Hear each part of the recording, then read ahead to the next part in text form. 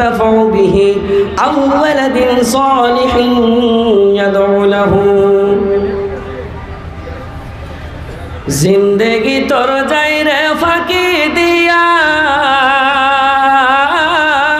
रे सोनार आदम जिंदगी तोर जाई फाकी दिया जिंदगी तोर जाई रे फाकी दिया रे सोनार आदम जिंदगी तोर जाई फाकी दिया ओ आदम रे कामिनी रई घुमेते काल घुमाए रইলি তুই সারা নিশি কাটাইলি তুই ঘুমাইয়া ঘুমাইয়া রে সোনার আদম जिंदगी तोर जाई फाकी दिया जिंदगी तोर जाई रे फाकी दिया रे सोनार आदम जिंदगी तोर जाई फाकी दिया मायरा आमार আপনারা মনে মনে ভাবছেন কি আমাকে বাংলা ভাষাতে কেউ বলবে কিনা মায়েরা আপনারা কি বলি ভালো করে শুনিয়েন মানুষের জীবনের কোনো গ্যারান্টি নাই আপনি শুনেন একটু ধ্যান দিন জিন্দেগি তোর যাই রে ফাঁকি দিয়া রে সোনার আদম জিন্দেগি তোর যাই ফাঁকি দিয়া ও আদম রে পাক ধরিয়া গেছে দাড়ি দন্ত আছে গোটা চারি সমান জারি গিয়াছে হইয়া রে হইয়া জিন্দগি তোর যাই ফাঁকি দিয়া শ্রদ্ধেয় সম্মানিত আজকের সবার সভাপতি সাহেব স্টেজে বসে থাকা বিভিন্ন ওলামায়ে কেরাম সামনে বসে থাকা দিনদার ইমানদার বাপজি ভাইজানেরা আমার পর্দানশীন মা ও ভগ্নীগণ সমস্ত তারিফ প্রশংসা আল্লাহ রাব্বুল আলামিনের যিনি আল্লাহ রাব্বুল আলামিন আজকে আমরাকে কোরআনের মাহফিলে কোরআনের দাস্তার দেখব আর কোরআন কি জিনিস জানবো বুঝবো ওয়াজ নসিহত শুনবো নিজের ঈমান জাগাবো মনে করে এই মাহফিলে আরামের বিছানা ছেড়ে এই মাহফিলে বসার তৌফিক দিয়েছেন সেই করুণাময় নাম শুকরিয়া আদা করে আমরা পড়ি আলহামদুলিল্লাহ তারপরে জনাবে মুহাম্মদুর রাসূলুল্লাহ সাল্লাল্লাহু আলাইহি সাল্লামের উপর কোটি কোটি দুরূদ ও সালাম অবতীর্ণ হোক আল্লাহুম্মা সাল্লি আলাইহি আল্লাহুম্মা বারিক আলাইহি বাপুরা ভাইজানেরা আমার মায়েরা বোনেরা আমার আপনারা অনেকক্ষণ ধরে ওয়াজ শুনলেন এখন আপনাদের সামনে কিছু কথা রাখবো वालेकुम अस्सलाम रहमतुल्लाह माशाल्लाह ये देखिए कहीं दूर दराज से पहले ही ये स्टेज में कुछ है नहीं 500 रुपये से नवाजा है हमारे भाई वसीम साहब मोंगरा से माशाल्लाह जज़ाकल्लाह कुरान के खातिर उन्होंने 500 रुपये से नवाजा है अल्लाह उन्हें बेहतर बदला दे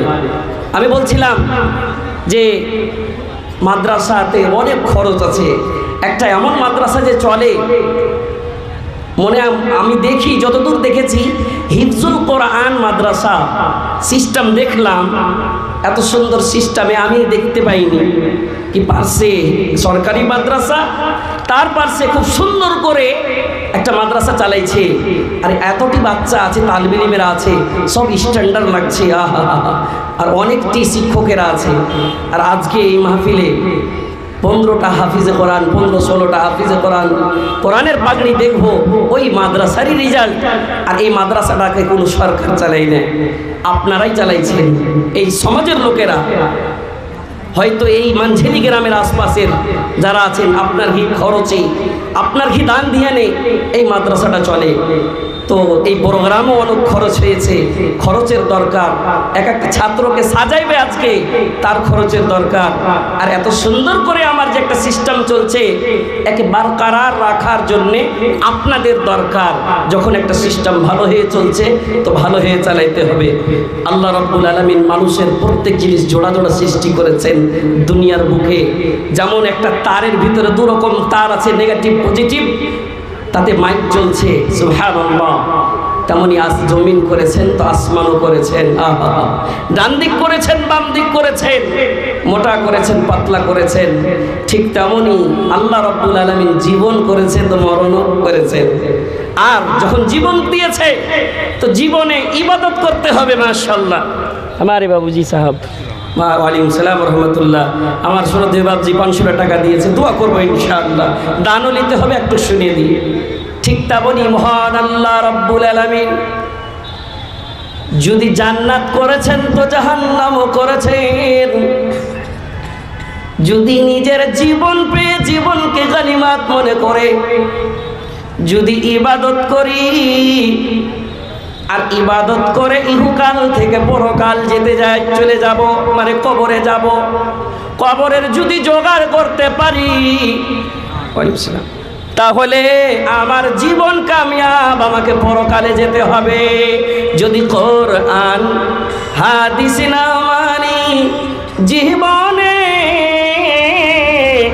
কি হবে গো মৃত্যুর পরে। কবরের মাঝে কি দিবি জবাব রে, কবরের মাঝে কি দিবি জবাব রে, মুনকির নাকিরের তরে। যদি কোরআন হাদিস না মানি জীবনে কি হবে গো মৃত্যুর পরে। চারজনে সঙ্গে করে নিয়ে যাবে গোরস্থানে, সবজন ফিরে আসবে, কেউ থাকবে না সেখানে। আলেম উলামাদের দিকে দেখে দিত ফিরে। যদি কোরআন হাদিস না মানি জীবনে কি হবে গো মৃত্যুর পরে। সুবহানাল্লাহ। কতবার শুনেছি বাপুরা, আমার জালসা শুনছি, আলেমের বয়ান শুনছি, জুমার খুতবা শুনছি, কত হাদিস শুনেছি। এমন লাগে কি এই হাদিসটা কানের ওপর দিয়ে গুজরেছে, আমি শুনেছি। ঠিক তেমনই বাপুরা আমার, যদি দুনিয়ার বুকে থাকাকালীন আপনি সব সময় যদি আরবিতে কথা বলার প্র্যাকটিস করেন, আমল যদি ঠিক না থাকে তাহলে কবরে আপনি মুনকির নাকিরের প্রশ্নের উত্তর দিতে পারবেন না। আমল ঠিক হওয়া দরকার, আর সঙ্গে আমল ছাড়া কিছুই যাবে না। সুবহানাল্লাহ। ইউতবিউল মাইয়িত সালাসাতুন আহলুহু ওয়া মালুহু ওয়া আমালুহু ফায়ারজিউ ইসনানি। দুইটি জিনিস রিটার্ন চলে আসবে।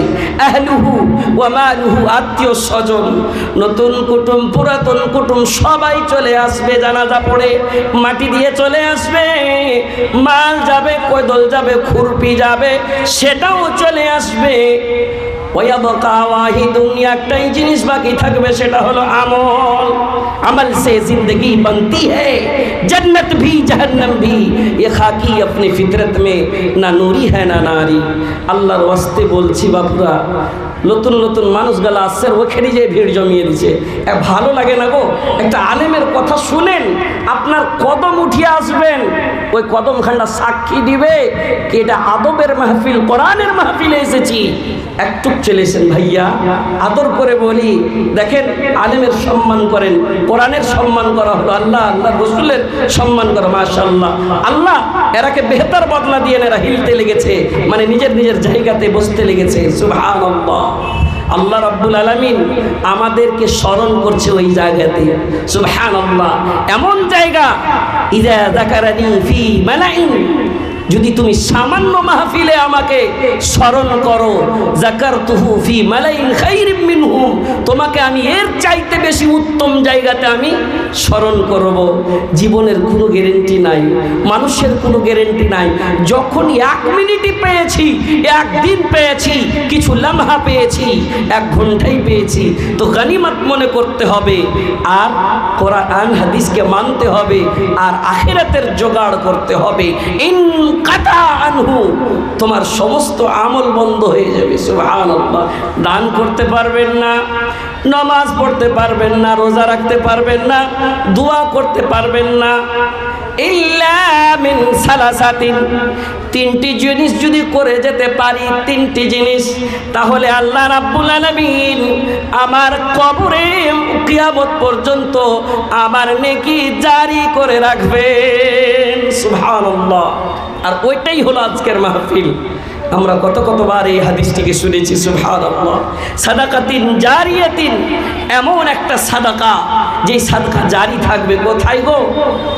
গনিমত মনে করেন কি আমাদের এলাকাতে একটা খুব সুন্দর হিফজুল কোরআন চলছে, এই হাফিজ হবে আজকে 15টা, আর এর কাছে নেই। সুবহানাল্লাহ। লাখো করোড়ো হাফিজ আবার হবে, জন্মিবে। সুবহানাল্লাহ। এই কোরআন বাকি থাকবে, আপনার 100 টাকা এই মাদ্রাসাতে লেগে থাকবে, কবরে এমন অ্যাকাউন্ট পৌঁছিয়ে থাকবে। সুবহানাল্লাহ।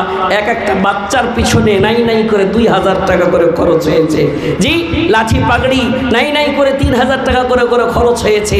এই বাচ্চাটি এখন আসবে, আমি এই মাহফিলে একটা কোনো লোক একটা বাচ্চার খরচ বহন করবে মনে করে খাড়ো হয়ে আমাকে দিতে আসবে 3000 টাকা।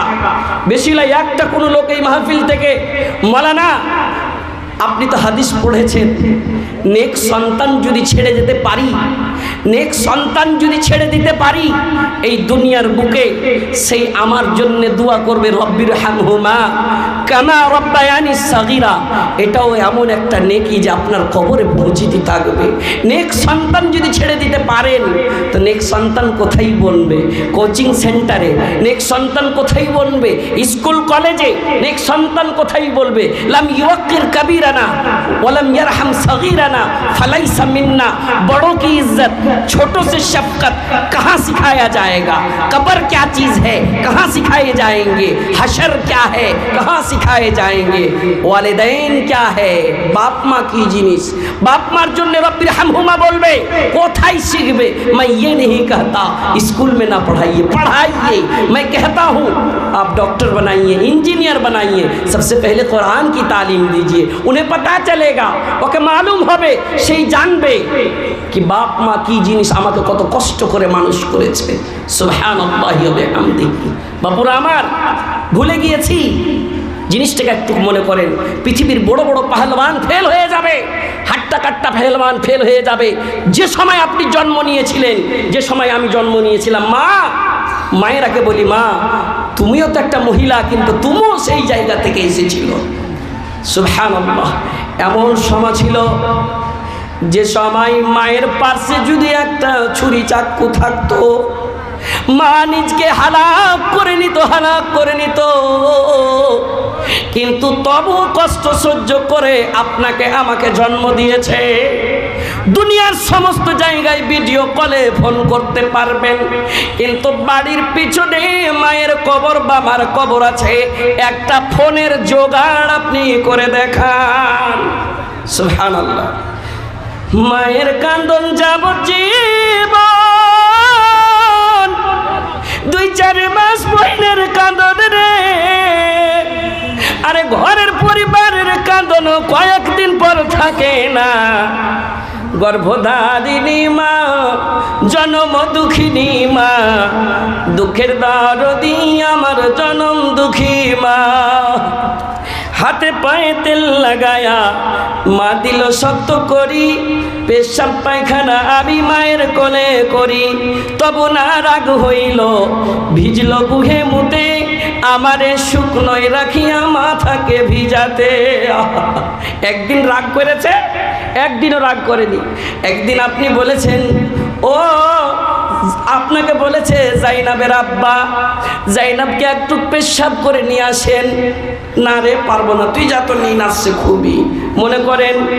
কিন্তু মা কালকে সারা রাত্রি জেগেছিল, তবুও কষ্ট করে ঠান্ডা শীতকালে জাইনাবের হাত ধরে পেশাব করিয়ে নিয়ে এসে কিছুক্ষণ হয়েছে আবার জাইনাব পেশাব করেছে, সেই শাড়ি ভিজেছে, সেই ব্লাউজ ভিজেছে, আবার সেই কাপড়কে চেঞ্জ করে জাইনাবের আম্মা ফজরের নামাজ আদায় করেছে। কত কষ্ট দিয়েছে। বাচ্চারা কোথায় থেকে পাবে?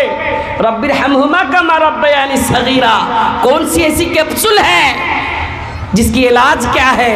कहाँ सीखेंगे? কোরআনের মাদ্রাসায়, নবীর মাদ্রাসায়, হাদিসের মাদ্রাসায়। সুবহানাল্লাহ। সেই মাদ্রাসার জন্যে মাদ্রাসাটা চলবে মনে করে আপনার